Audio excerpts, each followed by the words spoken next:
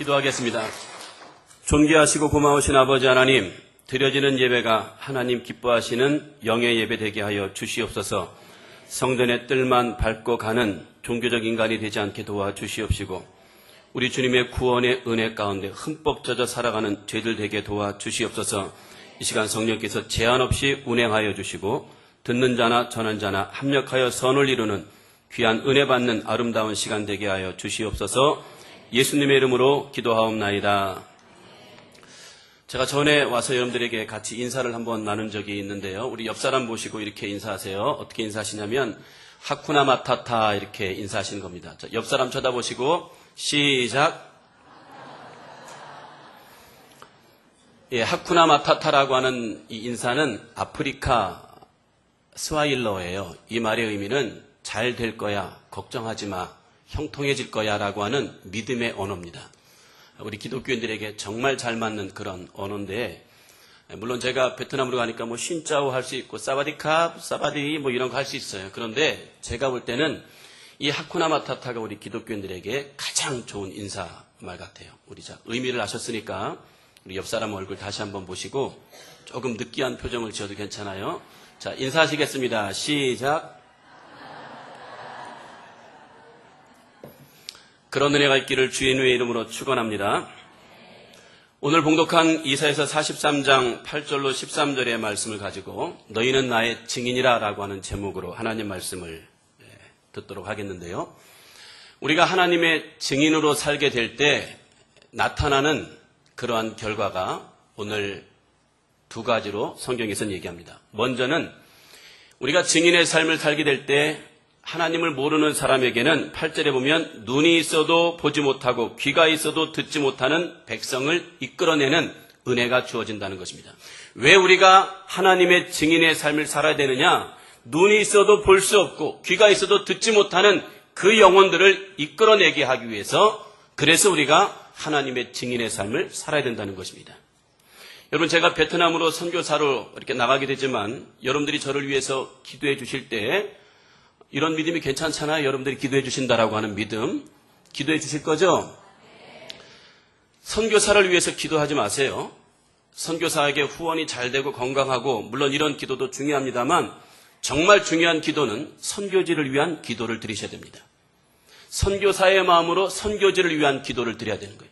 선교가 목적이 아닙니다, 여러분. 선교가 목적이 아니라 선교의 목적은 뭐냐면 그 땅에 하나님을 알지 못하는 영혼들이 하나님을 예배케 하는 것이, 그것이 목적입니다. 왜 선교해야 되느냐? 하나님을 예배하지 않는 자들이 하나님께 예배하게 하기 위해서 선교하는 거지, 선교 자체가 그것이 목적이 될 수는 없다는 것입니다. 왜 우리가 하나님의 증인으로 살아야 되느냐? 눈이 있어도 보지 못하고 귀가 있어도 듣지 못하는 그 영혼들을 이끌어내게 하기 위해서 하나님은 저와 여러분들을 택하셨고 하나님의 증인의 삶을 살라고 말씀하십니다. 사도행전 1장 8절에 보면 오직 성령이 너희에게 임하시면 너희가 권능을 받고 예루살렘과 온 유대와 사마리아 땅끝까지 이르러 내 증인이 되리라 라고 하는 하나님의 의지 미래 동사를 보게 됩니다. 하나님이 왜 성령 충만케 하시냐면 우리에게 능력 주시기 위해서 그래요. 그럼 능력 주셔서 뭐 하느냐? 하나님의 증인 되게 하기 위해서 우리에게 성령 충만도 주시고 능력도 주신다라고 하는 것입니다. 우리가 하나님의 증인의 삶을 살게 되는 그 두 번째 이유는 10절에 보면 나 여호와가 말하노라 너희는 나의 증인 나의 종으로 택함을 입었나니, 이는 하나님의 증인으로 부르심을 입고 택함을 받은 이유는 너희가 나를 알고 믿으며 내가 그인 줄 깨닫게 하려 함이라라 그랬어요. 우리가 하나님의 증인으로 살게 될 때 안 믿는 사람에게는 듣지 못하고 보지 못하는 그들을 이끌어내서 하나님의 제자 삼는 역사가 나타나지만 우리에게는 하나님이 어떠한 분인 줄 알고 믿게 되고 깨닫게 되어지는 그런 은혜가 주어진다는 것입니다. 자, 그러면 하나님께서 너희는 나의 증인이다 라고 이렇게 말씀하셨는데, 우리가 하나님의 증인의 삶을 살려면 뭐 많이 있겠습니다만 오늘은 세 가지만 좀 같이 살펴보려고 그래요. 첫째, 증인은 한번 따라하세요. 본 것, 들은 것, 경험한 것이 있어야 한다. 여러분들이 그런 것을 보신 적이 있으실 텐데요. 운전을 하고 이렇게 차를 타고 하다 보면 플랜카드가 이렇게 걸렸어요. 2013년 밤 11월 25일 밤 11시 50분경 흰색 소나타 승용차와 오토바이의 추돌 사건을 목격하신 분 연락 바랍니다. 이런 플랜카드는 한 번쯤 다 보셨죠? 그것을 이렇게 볼 때, 이 오토바이하고 이 소나타가 부딪혔으니까 오토바이 탄 사람이 많이 다쳤겠죠. 근데 본 사람이 없으니까 이 사람이 일방적으로 잘못한 것이 되어 있었던 것 같은 그런 느낌이 들어요. 그럴 때, 내가 증인이 되었다면, 내가 저것을 목격했다면 가서 얘기해 줄 텐데 라고 하는 아쉬움이 있습니다. 그런데 가서 얘기할 수 없는 것은 내가 본 것이, 목격한 것이 없기 때문에 그래요. 하나님께서 우리에게 너희는 나의 증인이라 라고 이렇게 말씀하셨을 때 하나님의 증인의 삶을 살려면 하나님께서 역사하신 것을 본 것, 들은 것, 경험한 것이 있어야 된다는 것입니다. 그래서 시편 34편 8절에 보면 너희는 여호와의 선하심을 맛보아 알지어다 그랬어요. 하나님의 선하심을 너희가 경험하라는 것입니다. 요한일서 1장 3절에 보면 우리가 보고 들은 바를 너희에게 전함은 그랬어요. 본 것이 있고 들은 것이 있고 경험한 것이 있어야 전할 수 있는 것이지, 본 것이 없다면, 들은 것이 없다면, 경험한 것이 없다면 우리가 증인의 삶을 살 수가 없다는 것입니다. 우리 교회 안수 집사님 한 분이 제가 1월 둘째 주까지 신성교회 이제 목회하고 사임하고 3월부터 훈련을 받았는데요. 작년에 저희 교회 안수 집사님 한 분이 오토바이를 분실하셨어요. 이분은 이제 60세, 65세 정도 되신 분인데 이 오토바이가 있어야 이 안수 집사님이 새벽에 권사님을 뒤에 태우고 이제 교회를 오시는 거예요. 수요 예배, 금요 철야기도, 주일 예배 할 것 없이 이 오토바이가 있어야 그래야만 교회를 오실 수 있습니다. 그리고 그 오토바이가 있어야 권사님을 뒤에 태워서 권사님 일하시는 데 내려드리고 당신도 일터로 가시는 거예요. 이 오토바이가 굉장히 중요해요. 근데 그 오토바이를 분실했어요. 처음엔 너무 속도 상하고 하나님께 원망도 했지만 그 집사님이 기도했어요. 하나님, 이 오토바이가 없다면 저 당장 내일부터 예배 드리는 것이 너무 힘들어요. 하나님, 오토바이를 돌려주세요. 라고 그렇게 간절히 기도했는데 그 다음날 경찰서에서 연락이 왔어요. 오토바이를 찾았다는 거예요. 그래서 그 자초지종을 그 안수 집사님이 저에게 말씀해 주시는데 10대 청년 몇 명이서 그 오토바이를 훔쳐간 거예요. 훔쳐갔는데 하나의 집에 그 오토바이를 이렇게 두었어요. 그랬더니 그 오토바이를 둔 집의 아버지가 그 아들에게 물어본 거예요. 야, 이 오토바이 뭐냐? 그렇게 물어봤더니 친구 거 잠깐 빌려왔어요. 그래. 이 아빠의 느낌이 이상해서 그래? 네 친구 거야? 그러니까 예. 친구 누구 거? 예, 누구 거요? 그 집 아이 전화번호 좀 줘봐. 그러니까 이제 이 아이가 실토를 하게 된 거예요. 사실은 이렇게 해서 가져왔다는 거예요. 그래서 그 아버지가 그 아이를 데리고 이제 경찰서에 얘기하고 경찰서에서 찾아주었어요. 여러분, 우리가 하나님의 증인으로 살려면 본 것, 들은 것, 경험한 것이 있어야 되는데 아무나 볼 수 있는 것은 아닙니다. 아무나 들을 수 있는 것은 아닙니다. 우리가 본 것, 들은 것, 경험한 것이 있기 위해서는 우리에게 이런 은혜를 사모하는 간절한 마음이 있어야 됩니다. 여러분, 시편 42편 1절에 보면 이런 말씀 있죠. 목마른 사슴이 시냇물을 찾아 갈급함처럼 내 영혼이 주님을 찾기에 갈급하나이다 라고 하는 시편 기자의 고백이 나와 있습니다. 그런데 거기에서 목마른 사슴이 시냇물을 찾아 갈급함같이 라는 이 표현이 뭐냐면, 여러분, 사람은 목이 말라도 하루 이틀 3, 4일은 견딜 수 있습니다. 아무리 목이 말라도 3, 4일 정도는 물을 안 마시고 견딜 수 있지만 이 사슴의 식도가 셀로판지처럼 굉장히 얇대요. 그래서 물을 마시고자 하는 그런 욕구가 생기면 빨리 물을 마셔야 되는 거예요. 빨리 물을 마시지 않으면 이 셀로판지처럼 얇은 식도가 달라붙어서 그래서 사슴이 죽는다고 합니다. 그래서 그런 고백이 나오는 거예요. 그런데 이 사슴이 물을 마시고 싶어요. 정말 물을 마시고 싶어서 그 물이 있는 오아시스로 가는데 그곳에 사슴만 있는 건 아니잖아요. 사슴을 잡아먹을 수 있는 곰도, 늑대도, 표범도, 사자도 거기 있습니다. 그러니까 정말 물을 마시러 가는 것이 목숨을 내걸고 사슴은 가는 거예요. 그렇게 목숨을 내걸고 물을 마시고자 하는 그 간절함처럼 내 영혼이 주님을 찾기에 갈급합니다라고 시편 기자가 고백하는 거예요. 그런 고백이 있을 때 주님을 만날 수가 있다는 것입니다. 여러분, 기도를 나타내는 많은 단어가 있는데요. 크게 일반적인 기도를 나타낼 때는 프로슈케라고 하는 단어를 써요. 예를 들면 저는 부끄럽지만 제가 목사의 삶을 살다가 이제 선교사로 나가지만 식사 시간에 혹은 어디 교회를 잠깐 방문하면 제가 하나님 오늘 저에게 이런 일용할 식사를 주심을 양식을 주심을 감사합니다. 하나님의 그 크신 은혜에 어떻게 내가 보답할까요? 하나님 너무 감사합니다라고 눈물 흘리면서 기도해야 되는데 제가 그렇게 기도 못해요. 하나님 오늘 음식 주셔서 감사합니다. 이 음식 먹고 힘내서 주의를 감당하게 해주세요. 이렇게 기도를 합니다. 이런 일반적인 기도를 나타낼 때는 프로슈케라고 하는 단어를 써요. 그런데 로마서 10장 1절에 보면 사도 바울이 내 민족의 구원함을 위해서 사도 바울이 간절히 기도했다라고 할 때 이 중심이 실려있고 정말 긍휼의 마음으로 전심전력하여 땀이 땅에 떨어지는 핏방울처럼 기도하시는 그런 기도를 드릴 때는 데시스라고 하는 단어를 씁니다. 오늘 시편 42편 1절에 이 목마른 사슴이 이 물을 마시지 않으면 자기가 죽는 것 같은 그런 간절한 마음으로 우리가 주의 은혜를 사모하셔야 됩니다. 그래야만 하나님의 은혜를 경험할 수 있다는 것입니다. 그 안수 집사님은 그 오토바이를 분실하고 간절하게 기도했어요. 왜? 그 오토바이가 있어야 하나님께 예배도 드리고 기도할 수도 있고 출근할 수도 있기 때문에 그 간절함의 기도를 하나님께서 들어주시고 그 다음날 오토바이를 찾게 해주셨다는 것입니다. 그 안수 집사님이 나중에 오토바이를 또 만약에 분실한다면 어떤 놈이 이거 훔쳐갔어라고 원망하고 불평할까요? 아니면 또 기도할까요?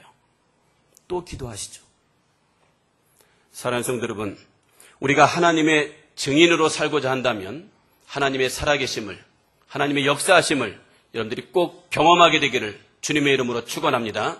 신앙생활은 경험을 해야 돼요. 누가 그랬더더라 어떤 사람이 간증을 들을 때 그 순간은 너무 은혜가 되지만 그러나 간증으로 되지 않아요. 왜? 그건 타인의 간증이니까.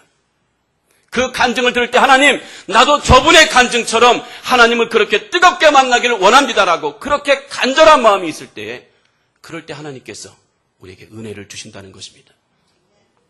저는 고등학교 1학년 때 처음으로 본격적으로 신앙생활을 했어요. 그 전에는 뭐 성탄절 때 이렇게 한두 번 나가고 그랬는데 다 그랬잖아요. 그때는 성탄절에 가서 뭐 탄일종이 땡땡땡 해야 뭐 하나 이렇게 주고.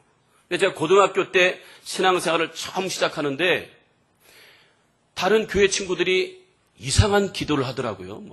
뭐 내가 볼 때 처음에 들을 때는 뭐 와르바시바 뭐 이런 것 같고 뭐 이상한 기도를 해요. 그래서 나중에 물어봤더니 그게 방언 기도라는 거예요. 방언이라는 거예요. 근데 그 기도하는데 제가 처음에 그냥 우리나라 말로 기도하면 한 5분이 뭐야 한 3분 정도 하면 더 이상 할 말이 없어. 근데 그 친구들은 방언으로 하니까 굉장히 오래 하는 거예요. 너무 받고 싶었어요. 그래서 하나님 그 방언 기도를 달라고 정말 기도했는데 방언 기도 어떻게 하면 받아요? 그랬더니 간절하게 부르짖으면 주신다 그러더라고요. 정말 제가 정말 간절하게 기도했어요. 나중엔 너무 간절하게 기도하니까 헛구역질이 나와서 토하기도 하더라고요. 그런 기도를 통해서 하나님께서 저에게 방언 기도를 주셨어요. 우리가 하나님의 증인으로 살기를 원하신다면 하나님의 선하심을 맛보아 알아야 한다는 것입니다. 하나님께서 우리에게 하나님의 증인으로 살게 하실 때 너희가 본 것, 들은 것, 경험한 것이 있어야 된다고 말씀하십니다. 하나님의 그 선하심을 맛보아 하시는 여러분, 데시스의 그 간절함의 기도를 통해서 기도의 응답도 받는 그런 은혜가 있기를 주님의 이름으로 축원합니다. 그럴 때 여러분들이 하나님의 위대한 증인의 삶을 살 수 있다는 것입니다. 증인은 본 것, 들은 것, 경험한 것이 있어야 합니다. 두 번째, 증인은 한번 따라했어요. 반드시 진실만을 말해야 한다.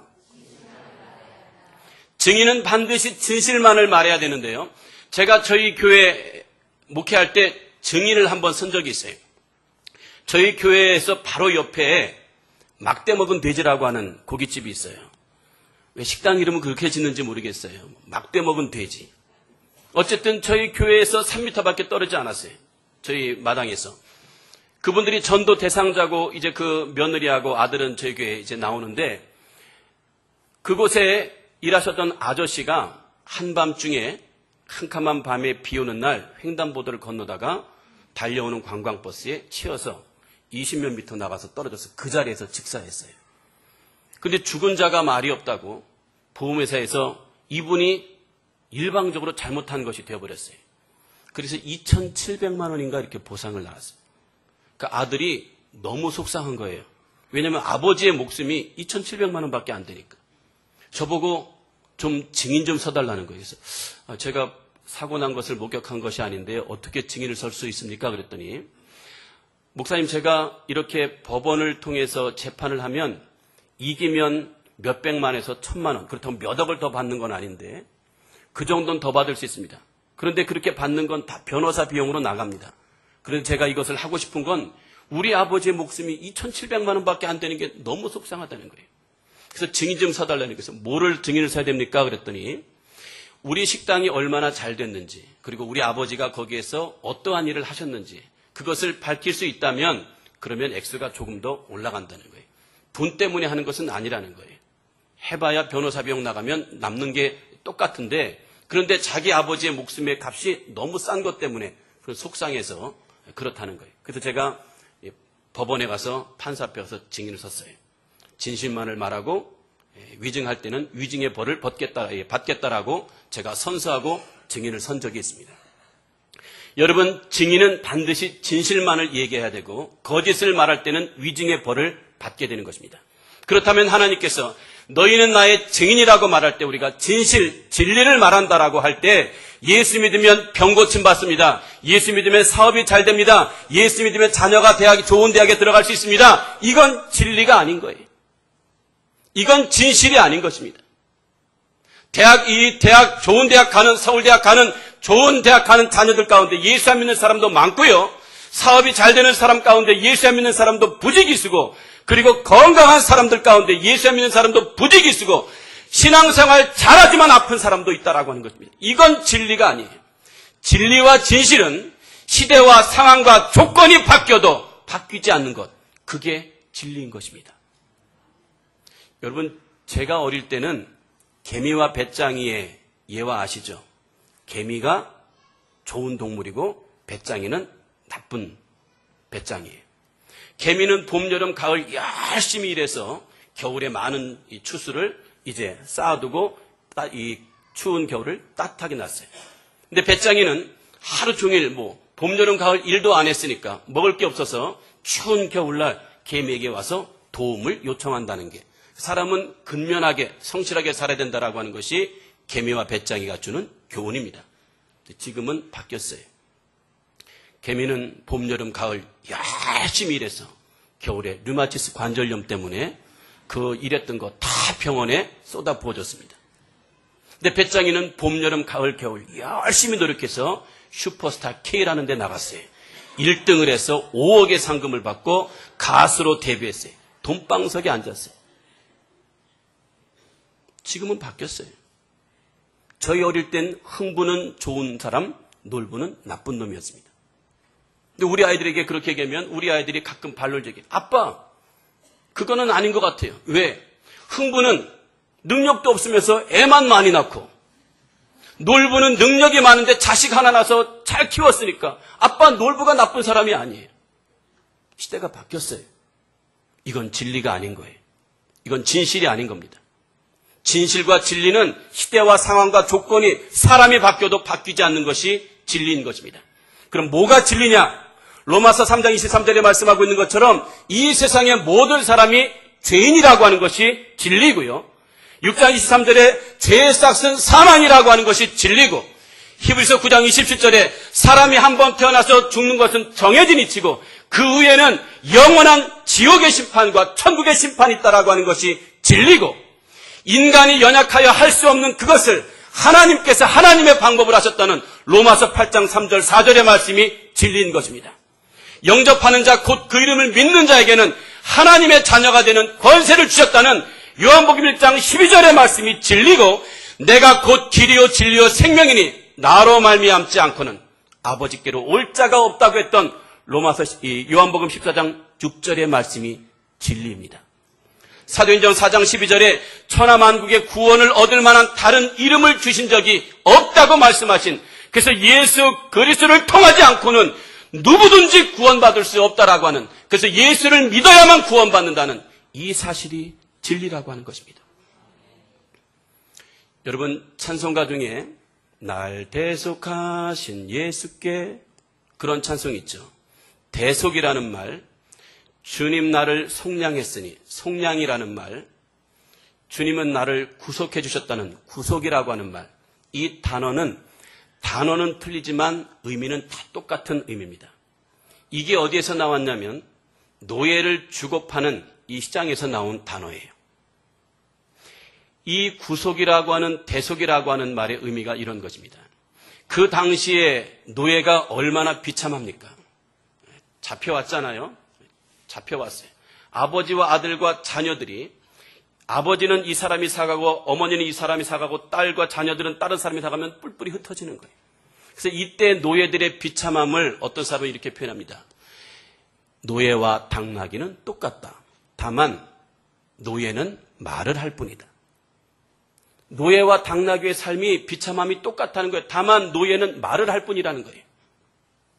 이런 상황 속에서 대속이라는 말이 어떤 의미냐면, 그 좋은 노예가 있다라고 하는 얘기를 듣게 되면 그 길이 아무리 멀어도, 그 길이 아무리 힘들어도, 지금 내 상태가 아무리 피곤해도 주인이 종을 시키지 않고 주인이 직접 가는 게 속량의 첫 번째 의미입니다. 주인이 직접 가는 것입니다. 두 번째 의미는 가장 비싼 값에 그 노예를 사는 것입니다. 만약에 제가 여러분들에게 저를 좀 사십시오라고 얘기하면 우리 이종구 목사님이 저한테 1,000만 원 주고 산다고 할 거고, 이쪽 박도원 목사님 저를 2,000만 원 주고 산다고 얘기할 거지만, 사모는 저에게 3,000만 원 준다고 얘기할 거예요. 저 뒤에 왔는데, 그래서 저를 사는 거예요. 가장 비싼 값에 사는 것입니다. 그게 속량의 두 번째 의미입니다. 그리고 세 번째 의미는 아무런 조건 없이 해방시켜주는 게 속량의 의미입니다. 자, 그러면 저와 여러분들을 구원하기 위해서 하나님은 당신이 직접 하셨어요. 인간의 몸을 입고 이 땅에 오시고, 그 패션 오브 크라이스트라고 하는 영화를 보셨지만 그분이 당한 모든 고난과 환난과 핍박, 어려움, 그 육체적인 고통, 이것을 담당하시면서 천사를 시키지 않고 그분이 직접 하셨다는 거예요. 그리고 가장 비싼 값, 당신의 생명을 지불하셨습니다.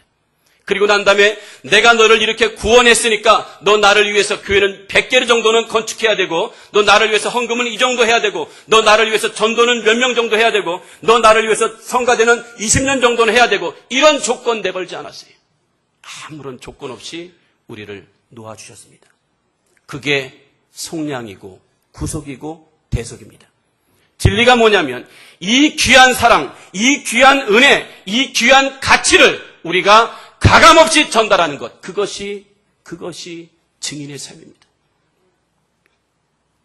어쩌면 때로는 우리가 이 세상에서 가장 소중하고 가장 가치 있고 가장 귀중한 이 일을 너무 가치 없이 전할 때가 너무도 많다는 것입니다.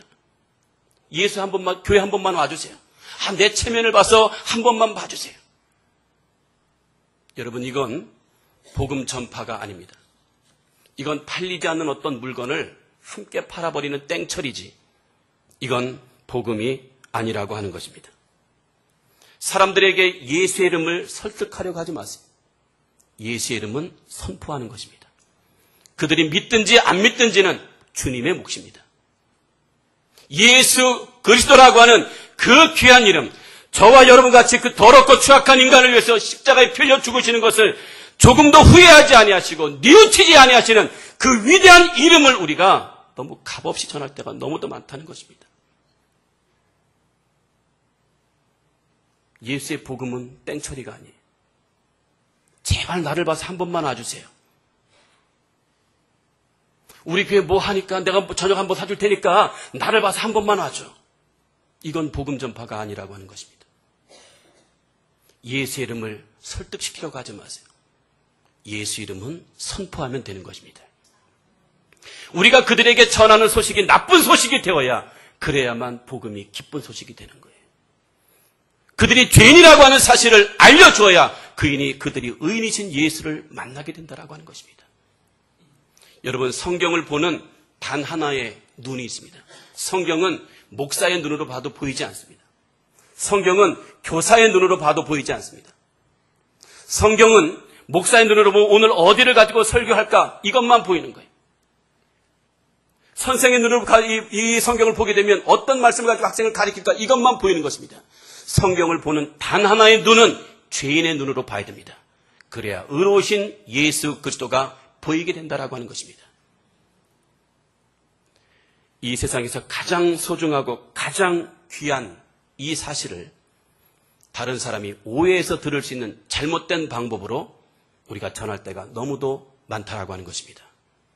우리가 선포하는 이 말씀이 듣는 사람들에게 아픔이 돼야 돼요. 그래야 그들이 예수 그리스도를 만나는 복음이 기쁜 소식이 된다는 것입니다. 에스겔서 2장 7절에 보게 되면 하나님께서 에스겔서 1장의 4가지 환상을 보여주십니다. 그리고 이스라엘 민족에게 복음을 전하라고 하면서 에스겔 2장 7절에 보면 이런 말씀이 있습니다. 그들은 심히 패역한 자라. 그들이 듣든지 아니 듣든지 너는 내 말로 고할지어다. 듣는 사람 귀 즐겁게 하지 말라는 거예요. 그들이 듣든지 아니 듣든지 내 말로 고하라는 거예요. 내가 너를 보낼 때 그들은 패역한 사람이기 때문에 너의 말 안 들을 거라는 거예요. 그렇다고 해서 그들이 기분 좋은 소리로 얘기하지 말라는 거예요. 내 말로 고할지어다. 이스라엘의 멸망을, 그들의 죄악을 지적하라는 것입니다. 예레미야 1장 9절에 보면 여호와께서 그의 손을 내밀어 내 입에 대시며 여호와께서 내게 이르시되 보라 내가 내 말을 내 입에 두었노라. 여러분 인간적으로 얘기한다면 예레미야는 실패한 목회자입니다. 수십 년 동안 목회했지만 단 한 명도 그 예레미야의 설교를 듣고 돌아온 사람이 없어요. 예레미야 5장 1절에 보면 너는 이 큰 성 예루살렘을 향하여 돌아다녀 보라. 공의와 진리를 행하는 사람 한 사람만 찾는다면 내가 이 예루살렘 성을 용서하리라.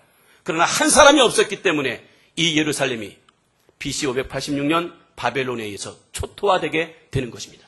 인간적으로 보면 예레미야는 실패한 사람이죠. 그러나 하나님께서 그들이 듣기 좋은 말로 이 민족을 우리 민족은 하나님께서 보호하실 것이라고 하는 저 바벨론이 우리를 침략하지 못할 것이라고 하는 그런 얘기하지 말라는 거예요. 그들이 듣는 그 소리가 그들의 마음을 아프다 할지라도 우리 민족이 멸망당하고 그것이 하나님의 뜻이라고 하는 이 말씀 전하라는 거예요. 내가 전할 말을 너의 입에 두었노라. 그들이 듣든지 아니 듣든지 내 말로 고할지어다. 우리가 그들이 세상 사람들, 주님을 알지 못하는 사람들이 죄인이라고 그들에게 선포한다면 그들이 처음에는 기분 나쁘고 속상하다 할지라도 하나님의 말씀이 살아있기 때문에 그 말씀 자체에 능력이 있기 때문에 그 말씀이 그들의 혼과 영과 관절과 골수와 마음의 생각을 지배하게 될 것입니다. 그들이 예수를 믿든지 안 믿든지는 주님의 몫입니다. 우리는 주님의 말로 선포해야만 되는 것입니다. 증인은 진실만을 선포해야 됩니다. 복음의 가치를 과소평가하게 만드는 그러한 우리가 되지 않기를 주님의 이름으로 축원합니다. 마지막으로 증인은 보복의 위협이 있다는 것입니다. 여러분 우리나라도 요즘 점점 그런 게 많아진다 그래요. 미국 같은 데는 그래서 이 증인 보호 프로그램이라고 하는 것이 있죠. 이 사람이 증인을 섰을 때 저 사람에게 어떤 테러의 위협을 받을까 봐 이 증인을 보호하는 그런 보호 프로그램이 굉장히 많이 발전해 있는데 우리나라도 요즘 어떤 것에 대해서 증인을 서게 되면 그런 보복의 그러한 위험성이 5배 이상 증가됐다고 그래요. 여러분 작년에 너목들이라고 하는 드라마가 있었어요. 아시죠? 너목들 아시죠? 풀어서 얘기하면 너의 목소리가 들려. 이보영에게 KBS 연기 대상을 안겨줬던 그런 드라마. 못 보신 분들 위해서 제가 잠깐 말씀드리자면 어떤 사람이 누구를 죽이는 것을 여학생 둘이 목격했어요. 근데 이 사람들이 목격하고 있다라고 하는 것이 저 사람에게 들켰어요. 그래서 죽음의 위협에 경찰차가 오니까 이 사람이 도망가면서 너희가 본 것, 너희가 목격한 것 죽을 때까지 함구하고 있어라. 만약에 발설하면 내가 너희를 반드시 죽이겠다고 얘기해요. 그러나 그 2명 중에 1명의 학생이 법정에 가서 그것을 증인해서 그 사람이 살인자라고 하는 것을 얘기합니다. 그래서 그가 감옥에 갑니다. 감옥에 가면서 내가 아무 얘기도 하지 말라 그랬지. 죽을 때까지 함구하고 있으라 그랬지. 내가 너를 반드시 죽이겠다고 얘기하고 감옥에 가요. 그리고 출소해서 이 사람을 죽이기 위해서 그의 어머니의 집에 이제 일하는 사람 들어가고 어머니도 죽이고 이 사람을 죽이려고 하는 그런 드라마가 있었습니다. 증인의 삶을 살 때 보복의 위협이 있는 것처럼 우리가 하나님의 증인의 삶을 살 때 우리에게 환난과 어려움과 핍박이 있을 수 있다는 것입니다. 그러나 그러한 위험이 있을 때 하나님께서 우리에게 주신 위대한 말씀이 있습니다. 우리 성경을 한 군데만 찾아보겠습니다. 신명기 31장. 신명기 31장. 여러분들의 믿음이 아무리 좋아도 신약에서 찾으면 나오지 않습니다. 구약성경 신명기 31장 6절 말씀을 구약성경 311페이지 6절 말씀을 우리 함께 읽겠습니다. 시작.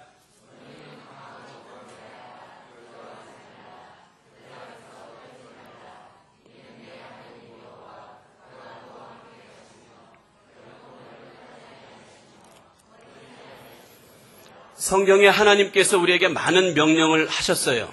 기도하라, 사랑하라, 용서하라, 이런 많은 명령을 하셨는데 성경에 하나님께서 우리에게 하신 가장 많은 명령은 뭐냐면 두려워하지 말라는 거예요. 이 명령이 가장 많습니다. 오늘 31장 6절에도 이제 가나안 땅을 정복해야 되는 그들에게 하나님께서 너희는 강하고 담대하라, 두려워하지 말라, 그들 앞에서 떨지 말라는 거예요. 왜 두려워하지 말고 떨지 말아야 되냐면 이는 하나님께서 우리와 함께 하시며 우리를 버리지 아니하시며 우리를 떠나지 아니하실 것이기 때문에 너희가 담대하라는 거예요. 하나님이 우리와 함께 하시겠다는 것입니다. 우리 버리지 않겠다는 거예요. 우리를 하나님께서 떠나가지 않겠다라고 하는 것입니다. 그러니까 담대하라고 하는 얘기예요. 증인의 삶을 살 때 우리에게 어려움이 있지만 이 말씀 붙잡고 나가면 놀라운 역사가 나타나게 된다는 것입니다. 1950년 미국 대학을 우수하게 졸업했던 짐 엘리엇이라고 하는 청년이 있었습니다. 그는 대학을 우수하게 졸업하고 이제 원하는 행복한 삶, 안정된 삶을 살 수도 있었지만 하나님께서 자기를 선교사로 부르신다는 그 확신을 그가 깨닫게 됩니다. 그리고 그는 그 말씀에 순종해서 남미의 에콰도르라고 하는 나라의 와디에라고 하는 아주 난폭한 인디언 부족에게 복음을 전하기 위해서 4명의 친구와 함께 이 에콰도르의 정글로 들어갑니다. 몇 날을 헤맨 끝에 이 와디에 인디언들을 만났습니다. 나중에 밝혀진 것이지만 이 사람들은 그들에게 단 한마디도 예수를 믿으라고 얘기하지 못했습니다. 이 와디의 부족의 날카로운 그 창에 이 5명의 젊은이들은 죽임을 당합니다. 이때 짐 엘리엇의 나이가 28살이었어요. 근데 이 사건은 여기에서 끝나지 않습니다. 이 5명의 사람이 에콰도르의 이 정글에 가서 순교의 피를 흘렸을 때 그의 아내들이 그 마음을 동일하게 받았습니다. 그래서 8살 스티브 세인트라고 하는 그 어린 아이와 함께 이 엘리자벳이라고 하는 짐 엘리엇의 부인이 그 에콰도르의 정글에 가게 됩니다. 많은 사람들이 이 5명의 죽음에 대해서 애통해할 때 짐 엘리엇의 아내 엘리자베스가 이렇게 얘기합니다. 이 5명의 젊은이들이 죽었다고 여러분 비극이라고 생각하지 마세요. 정말 비극은 내 남편이 하나님의 말씀에 순종하지 않을 때였습니다. 그러나 하나님의 말씀에 내 남편이 순종했기 때문에 그래서 죽은 죽음이라면 이건 비극이 아니라는 거예요. 그래서 레이첼이라고 하는 이 사람과 이 엘리자벳 그리고 스티븐 세인트가 이 에콰도르의 정글에 가게 됩니다. 그리고 이 스티븐은 자기 아버지를 죽인 민카예라고 하는 인디언의 양자가 됩니다. 1994년 이곳에 선교센터가 지어질 때 이 선교사들을 죽였던 민카예는 목사가 되어 있었고요. 이 와디의 부족의 약 40%의 사람들이 복음을 접하는 예수의 제자가 되는 예수의 사람이 되는 그런 은혜를 경험하게 됩니다. 이 기사가 2006년 1월에 엔드 오브 스피어 창끝이라고 하는 영화로 전 세계에 개봉돼서 우리나라에도 들어왔죠. 많은 사람들에게 은혜를 끼치게 되었습니다. 예수 그리스도의 증인으로 사는 것이 쉽지는 않습니다. 구역장, 기관장 해보면 알잖아요. 예수의 증인으로 사는 것이 그렇게 만만한 것은 아닙니다. 그러나 왜 우리가 예수의 증인의 삶을 살아야 되냐면 눈이 있어도 보지 못하고 귀가 있어도 듣지 못하는 사람들이 열방에 너무도 많다는 것입니다. 그리고 이 증인의 삶을 살 때 하나님이 어떠한 분인지 우리가 더 알게 된다는 것입니다. 사랑하는 성도 여러분, 우리가 예수의 증인으로 살아갈 때 이 짐 엘리엇처럼 그렇게 순교의 피를 지금은 흘리지 않을 수도 있습니다. 그러나 우리에게 있는 환난, 우리에게 닥쳐지는 고난, 핍박, 어려움이 있다 할지라도 그리스도의 증인으로, 하나님의 증인으로 살아가게 되기를 주의 이름으로 축원합니다. 주님 뜻대로 살기로 했네라고 하는 복음성가 아시죠? 우리 1절만 한번 불러볼까요?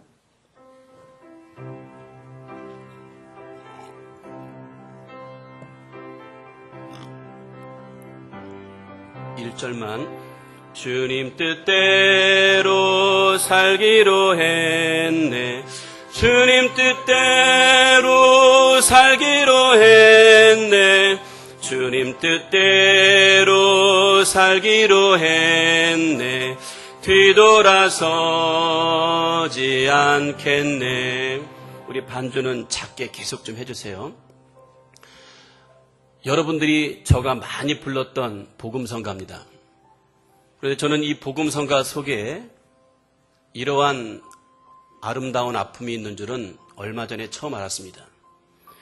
인도의 한 마을에 예수를 믿는 한 가정이 있었습니다. 온 마을이 힌두교를 섬기는, 시바신을 섬기는 힌두교의 마을이었습니다. 몰래 예수를 믿었지만 그만 예수를 믿는 가정이라고 하는 것이 들통이 났습니다.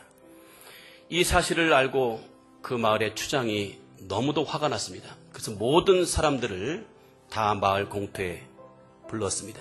그리고 그 예수 믿는 가정을 가운데에 세웠습니다.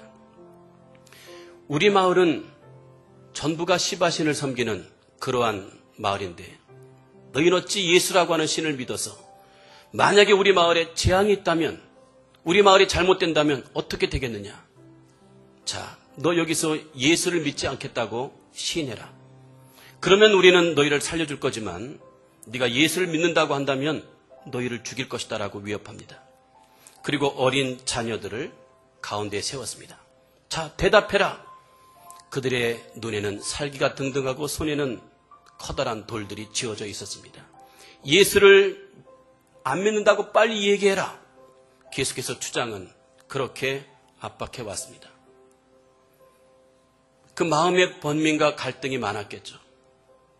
그런데 오래전 선교사를 통해서 복음을 접한 이 사람이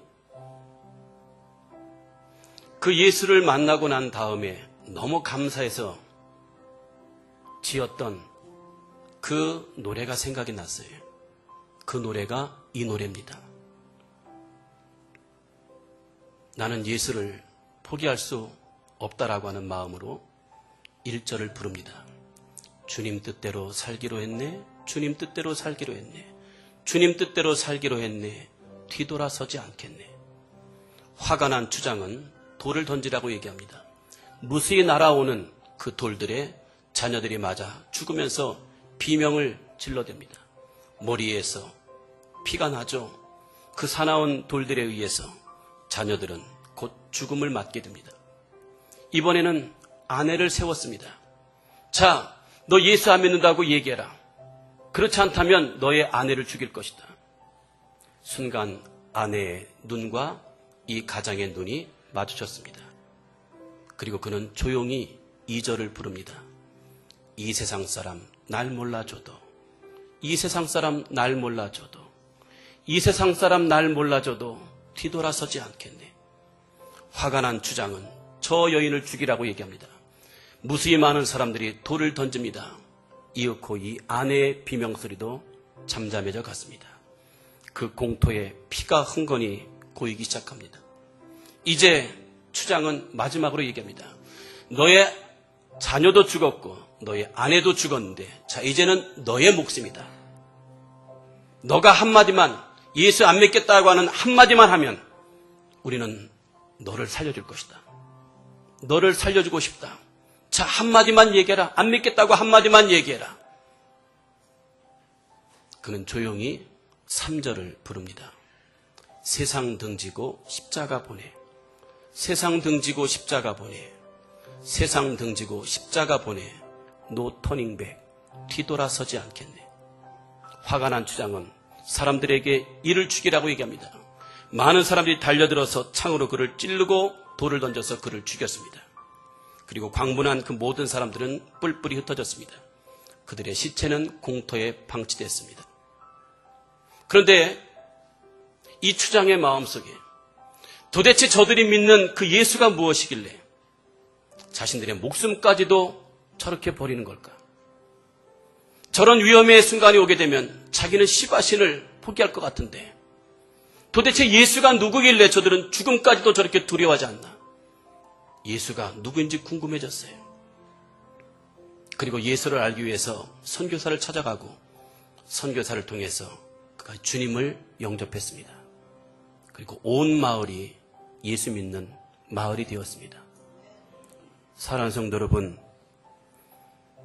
가끔은 제가 이 상황 속에서 내 자신에게 대해서 질문해 봅니다.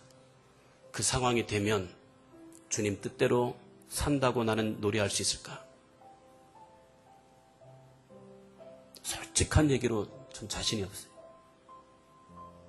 저 혼자 만약에 제가 죽는 순간이 된다면, 제가 총에 맞아 죽는다면 죽을 수 있을 것 같아요. 근데 막 돌에 맞거나 이러면 솔직한 심정으로 그렇게 100% 확신은 못합니다.